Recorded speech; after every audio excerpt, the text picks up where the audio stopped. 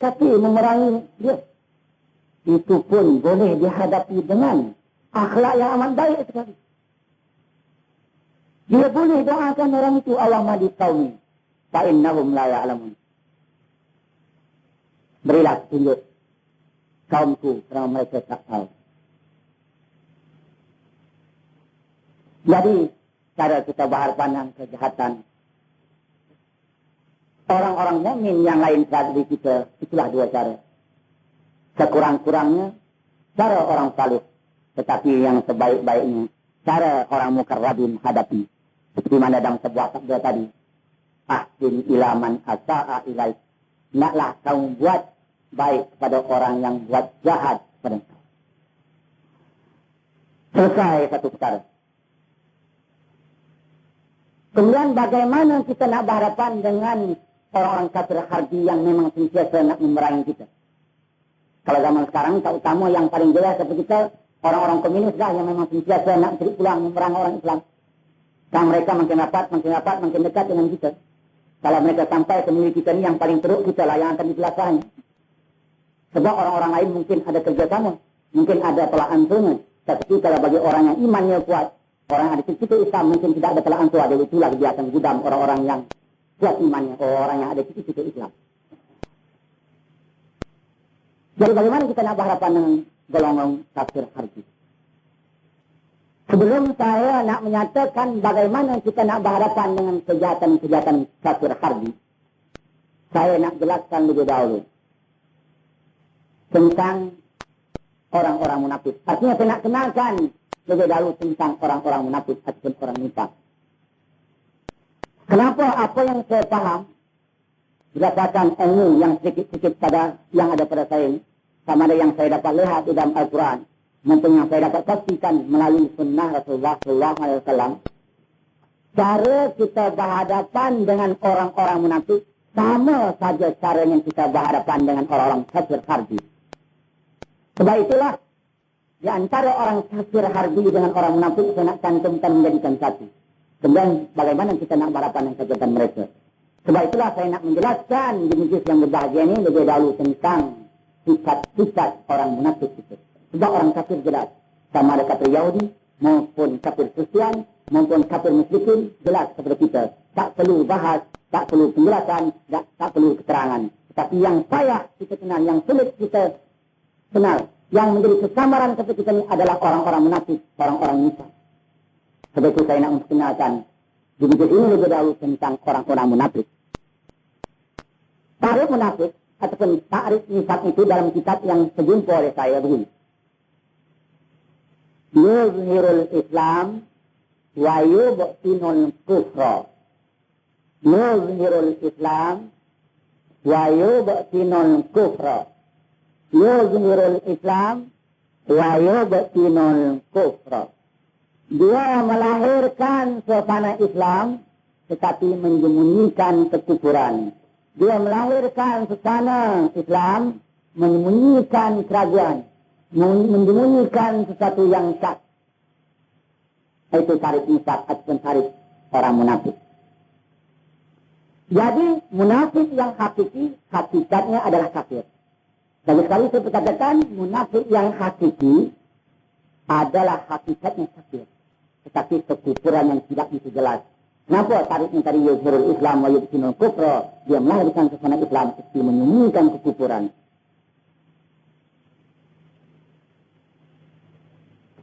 Jadi kalau begitulah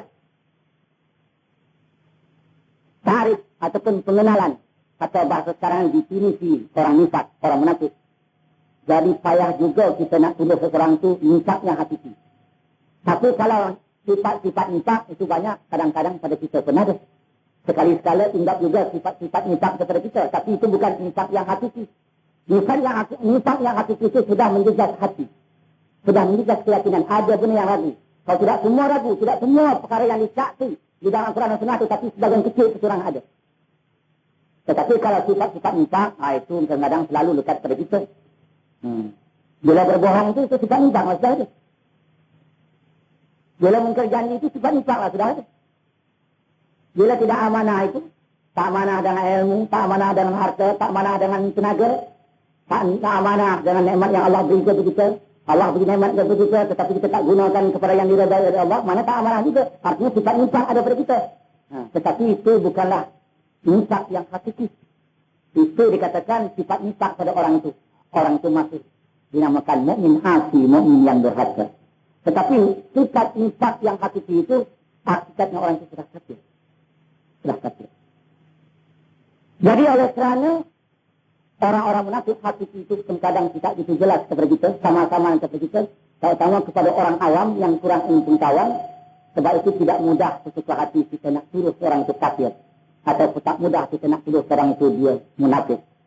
Sebab kalau kita tuduh orang itu kafir, kita tuduh orang itu syirik, kita tuduh orang itu munafik, kalau sifat itu, kalau hakikat itu tidak ada kepada mereka, kembali memukul diri kita. Sifat syirik itu akan kembali kepada kita. Sifat munafik itu akan kembali kepada kita. Sifat kekufuran itu akan kembali kepada kita. Macam kita baling bola ke dinding, bola itu akan melantun semula ke muka kita atau ke badan kita.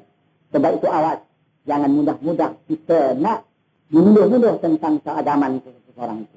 Kalau kita ada sesuatu keluarga dan sebagainya lebih baik, kita tawakuf. Kita tunggu dalam hal itu dahulu. Sampai kita mengkaji di mana yang hak, mana yang benar, itu lebih baik, lebih selamat. Takut-takut nanti kita tak membuat sifat syirik, syirik kembali kepada kita. Kita tak melakukan sifat mintak, tetapi mintak itu ditimpulkan Allah kepada kita. Kita tidak melakukan sifat-sifat kekufuran, tapi sifat kekufuran itu lekat kepada kita. Dan kita tuduh orang sembarangan, tempur dengan pengetahuan, tempur dengan sejelas-jelas dan nyata-nyata, ataupun dengan bukti-bukti yang nyata. Sesudah saya para hadirin yang dirahmati, walaupun munafik yang hakiki itu, hakikat yang telah kafir, saya kita nak kenal. Tetapi sifat-sifat mereka Allah ada gambarkan melalui Al-Quran. Jadi kali saya katakan, walaupun orang-orang munafik hakiki itu, pada kalanya payah kita nak mengenal. Tetapi sikap-sikap mereka, akhlak mereka, perbuatan mereka, tingkah laku mereka ada Allah jelaskan melalui Al-Quran Al-Karim. Bahkan hampir setiap juz ada saja kesah-kesah orang munafik. Ini sudah membuktikan kepada kita, menunjukkan orang munafik itu lebih berbahaya kepada umat Islam daripada orang kafir kepada masyarakat Islam. Sebab orang kafir sudah nyata, kalau kita mau juga terperangkap, mau juga ditipu oleh mereka, memang kita dah nak lah. Tetapi yang susah kita ini adalah orang-orang munafik. Sebab itulah hampir setiap juz ada saja cerita kita orang munafik yang Allah gambarkan kepada kita. Itulah menunjukkan kejahatan mereka kepada masyarakat Islam lebih buruk daripada kejahatan orang yang bukan Islam kepada masyarakat Islam. Jadi di dalam Al-Quran banyak sifat-sifat mereka yang Allah telah gambarkan kepada kita untuk pengetahuan kita. Saya nak sebut 1-2 ayat umpamanya untuk menjadi pengetahuan kepada kita. Di antara sifat-sifat mereka yang Allah telah gambarkan kepada kita melalui Al-Quran Al-Karim.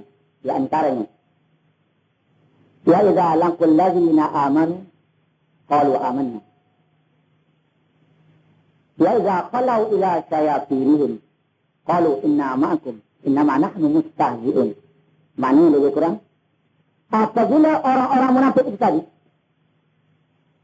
pergi kepada rakan-rakan mereka, sekonco-konco mereka, kepada golongan mereka, sama ada golongan mereka sama munafik atau golongan kafir yang soleh, mereka akan berkata, kalau mereka pergi kepada golongan orang mukmin, kalau mereka bermasyarakat, bergaul dengan orang mukmin, kita akan pergi ke masjid orang mukmin, kita akan pergi ke surau orang mukmin, kita akan pergi ke madrasah orang mukmin, kita akan bergaul di kampung orang mukmin, dia mengaku yang dia mukmin, dia mengaku yang dia Islam. Kalaupun mulutnya tidak mengaku, tetapi sikapnya, perbuatannya, kata orang Arab, di sana halnya itu seolah mengisyarkan diri yang dia Islam. Seperti sekurang-kurangnya sekali-sekala upacara Islam dia buat juga. Sekurang-kurangnya umpamanya setahun mungkin sekali 2 datang juga ke masjid. Mungkin barangkali sekali-sekala barangkali di dalam masa Maulid Nabi Sallallahu Alaihi Wasallam. Kurang-kurang dia sama-sama juga ikut berarak, kadang-kadang di baris depan duduk-duduk. Kadang-kadang di musim-musim Isra dan Mi'raj terlibat juga kadang-kadang mereka itu menjadi jatuh kuasa sambutan Isra dan Mi'raj. Rasulullah